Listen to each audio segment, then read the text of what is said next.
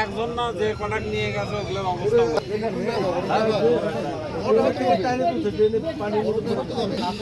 গাড়ি দেখুন লাশ দেখেছি তো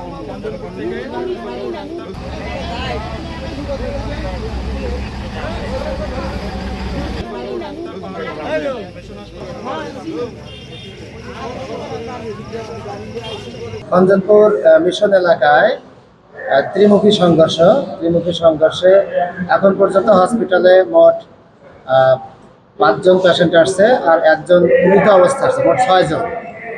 5 জনের মধ্যে 4 জন ভর্তি আছেন, একজন প্রাথমিক চিকিৎসা নিয়ে চলে গেছেন।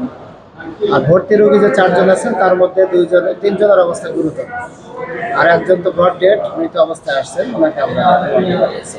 টানা সপ্তমবারের মতো বেস্ট টিস্যু পেপার ব্র্যান্ড হিসেবে স্বীকৃতি পেয়েছে বসুন্ধরা টিস্যু।